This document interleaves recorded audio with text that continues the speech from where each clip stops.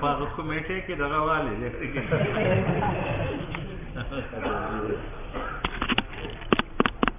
اصل کې کوم چې تلیو کنه هغه غیر ذمہ دار کسان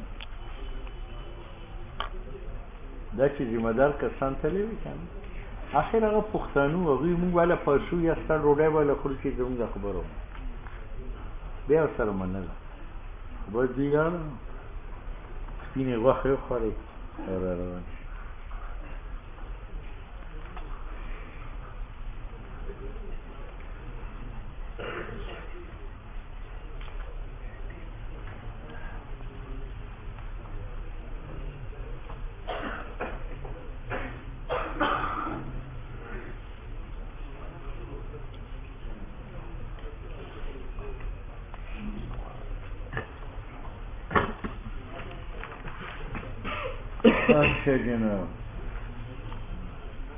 الفصل الثالث عن معاذ قال اوصاني رسول الله صلی اللہ علیہ وسلم بعشر کلمات. حضرت معاذ فرماتے ہیں جناب نبی کریم صلی اللہ علیہ وسلم نے مجھے حکم دیا 10 کلمات کا. کلمات سے مراد کلمات لغوی ہے ما یتکلم بھی، اور اس سے مراد اصطلاحی نہیں ہے لفظ و زعال معنی مفرد، کیونکہ مفردات مفید یہ حکم نہیں ہے. اور یہاں آئندہ حکم ہے لا تشرک باللہ شیئا وان قتلت وحر. یہ مفرد ہے یا جملہ ہے؟ اس لیے کلمات ان سے مراد ہے ما یتکلم بھی.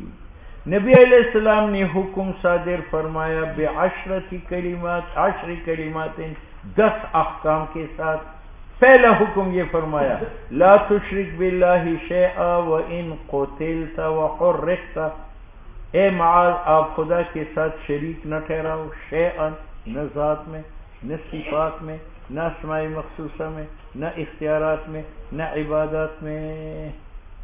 5 قسم توحید اس میں آئی اور 5 قسم شرک کی نفی ہو گئی.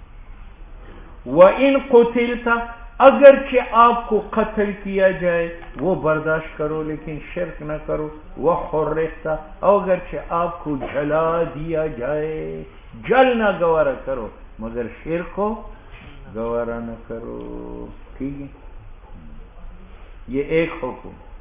اس پر اعتراض ہے کہ حضرت معاذ تو مسلمان تو لا تشرک کا معنی واحد توحید قبول کرو، اور توحید تو اس میں تھی تو یہ تو تحصیل حاصل ہے. اس کا ایک جواب یہ ہے کہ مخاطب تو حضرت معاذ ہے لیکن سنانا بولو پیر بگاڑ کو ہے. پیر ٹھیک ہے کہ یہ شرک چھوڑ دو اور توحید اختیار کر کے اشاعت التوحید و سنہ میں شامل ہو جاؤ. ٹھیک ہے، اب توحیدی ہے نہ فوق کا پرد. اچھا جی، ایک جواب یہ ہے کہ مخاطب حضرت معاذ رضی اللہ تعالیٰ لیکن مقصود امت ہے کہ امت شرک سے بچے. ایک دوسرا جواب یہ ہے کہ مخاطب بھی حضرت معاذ ہے، مقصود بھی حضرت معاذ ہے، اور وہ اگرچہ موحد تھے لیکن اس کو لا تشرک کہا. اس کا معنی یہ کہ اس توحید پر آئندہ بھی ثابت قدم رہو. یا ایھا الذین آمنوا آمنوا، اے ایمان والو ایمان لاؤ. اس کا معنی کیا ہے؟ اپنے ایمان پر ثابت قدم رہو. اس کا معنی کہ اے معاذ جو آپ توحید پرست ہے اور شرک سے بچتے ہیں، اس توحید اور عدم شرک پر آئندہ بھی. اس میں اشارہ ہے ان الذین قالوا ربنا اللہ ثم استقاموا تمام. دوسرا حکم ولا تعقن والدیک وان امرك ان تخرج من اهلك ومالك، اور نافرمانی نہ کرو ماں باپ کی اگرچہ وہ آپ کو حکم دے کہ نکل جاؤ اپنے بچوں سے، یعنی بیوی کو طلاق دو، ومالک اور اپنے مال سے نکل جاؤ، وہ بھی مانو. ماں باپ کی نافرمانی نہ کرو. ماں باپ کا ہی بیوی کو طلاق دو. اس میں فقہا تفصیل کرتے ہیں کہ اگر ماں باپ شرعی عیب کی وجہ سے کہیں بیوی کو طلاق دے پھر تو طلاق دینا فرض ہے. ایک تو یہ کہ عورت میں عیب ہے، دوسرا یہ کہ ماں باپ کا حکم ہے. اور اگر ان میں شرعی عیب نہیں ہے، صرف ماں باپ کو پسند نہیں ہے، تو ایسی صورت میں بیٹا مخیر ہے، طلاق دے تب بھی جائز ہے کیونکہ ماں باپ کا حکم ہے. نہ دے پھر بھی گناہگار نہیں ہے، کیونکہ عورت میں عیب نہیں ہے۔ وَلَا تَتْرُكَنَّ صَلَاةً مَكْتُوبَةً مُتَعَمِّدًا فَإِنَّ مَنْ تَرَكَ صَلَاةً مَكْتُوبَةً مُتَعَمِّدًا فَقَدْ بَرِئَتْ مِنْهُ ذِمَّةُ اللَّهِ۔ اور مت چھوڑو، تیسرا حکم، مت چھوڑو نماز فرض عمدن ارادتن مت چھوڑو، فَإِنَّ مَنْ تَرَكَ جو چھوڑے گا فرض نماز متعمد عمدن فقد برئت اٹھ جاتا ہے اس سے ذمۃ اللہ خدا کا امان، یعنی وہ کافر ہو جاتا ہے۔ ٹھیک ہے، اس سے معلوم ہوا کہ تارک صلاۃ کافر ہے، حالانکہ وہ کافر نہیں ہے۔ تو قاری نے اس میں دو تعویلیں کی ہے، ایک یہ کہ صلاۃ ترک کرے اور ترک کو حلال سمجھے، مباح سمجھے تو وہ کافر ہے، اور یا یہ قد برئت منہ ذمۃ اللہ، یہ تغلیظ ہے، ڈرانا مقصود ہے کہ لوگ فرض نماز چھوڑنے سے باز رہے۔ چوتھا حکم، ولا تشربن خمرا، اور شراب مت پیو، فإنہ رأس کل فاحشۃ، کیونکہ شراب جڑ ہے ہر گناہ کا۔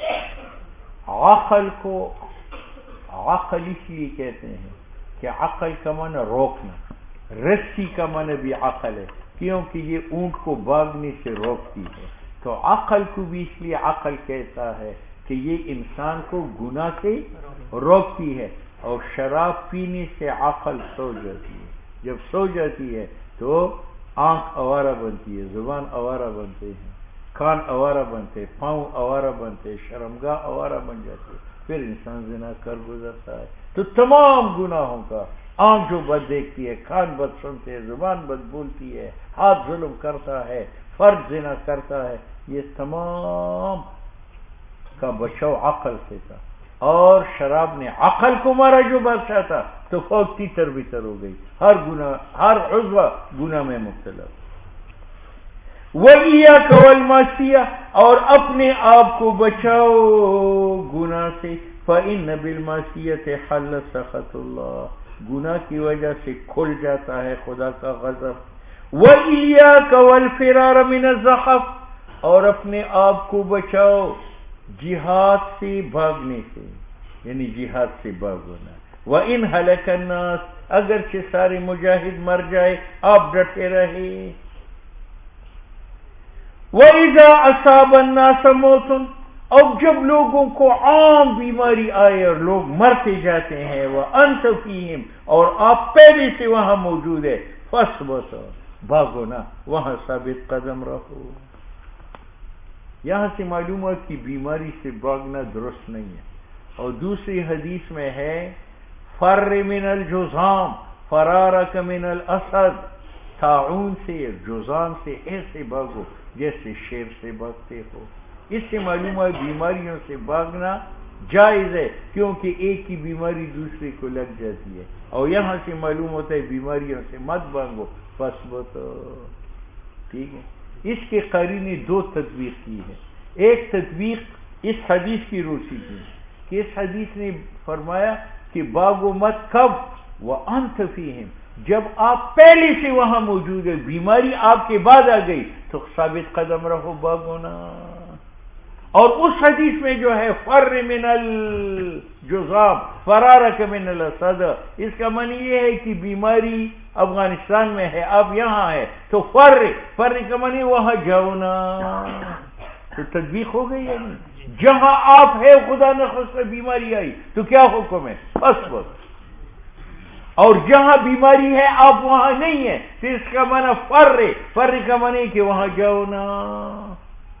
ٹھیک ہے، دوسرا جواب یہ دیا ہے کہ لوگ دو قسم کے ہیں، ایک مضبوط ایمان والے شاط توحید و سنت، اور ایک کمزور ایمان والے پیر بگاڑا۔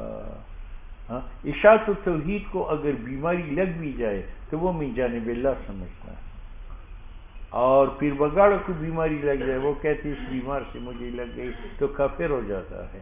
تو اشاعتی کو کہا فصبر، آپ ثابت رہے، اگر آپ بیمار بھی ہو گئے آپ مشرک نہیں بنیں گے، آپ کہیں گے من جانب اللہ ہے، اور اس کو کہتے ہیں فر۔ یہ بغنا گناہ تو ہے لیکن اس میں یہ فائدہ ہے کہ اگر آپ کو بیماری لگ گئی تو کافر ہو جاتے ہیں، آپ کہتے ہیں بیماری سے لگی ہے تو ضعیف العقیدہ کو حکم ہے فر اور مضبوط العقیدہ کو حکم ہے بس. وَأَنفِقْ عَلَىٰ عَيَالِكَ مِنْ طَوْلِكَ اور پھر وغیرہ خرچ کرو اپنی بیوی بچوں پر اپنے مال سے. وَلَا تَرْفَعْ عَنْهُمْ عَصَاكَ لیکن لاٹھی سیدھی رکھو. لاٹھی اس کا معنی ایک سوٹا بھی لٹکا دو. جب گھر میں ٹی وی آئے اس کو توڑو. جب ناچ گانا ہو ان کو مٹھا دو. جب اولاد نماز نہ پڑھے ان کی پٹائی کرو. ادباً لیکن لاٹھی ظلم کی بنیاد پر نہیں، ان کو اخلاق سکھانے کے لیے. وَأَخِفْهُمْ فِي اللَّهِ اور خدا کی دین کے بارے میں اولاد کو ڈراؤ کہ نمازیں پڑھو گانے مت سنو. وعن حذیفہ قال انما النفاق كان على عهد رسول اللہ صلی اللہ علیہ وسلم منافقت حضور کی زمانے میں تھی، عرف آج ہے. وانما هو الكفر والایمان یا کفر ہے یا ایمان. منافقت کی دو قسم ہے، ایک اعتقادی وہ کفر ہے، ایک عملی وہ کفر نہیں ہے. اعتقادی منافقت حضور کے زمانے میں کہ لوگ اندر کفر چھپاتے تھے، بظاہر نماز بھی پڑھتے تھے تاکہ ہمیں قتل نہ کیا جائے. آج منافقت اعتقادی نہیں ہے، عملی ہے. اسباق فارغ ہونے کے بعد میں کہانی کے لیے جاتا ہوں اور آپ کو جھوٹ بولتا ہوں کہ میں نے گھر جانا ہے. ٹھیک ہے، اس سے انسان منافق کافر نہیں ہوتا. یہ آج بھی موجود ہے. باب فی الوصف.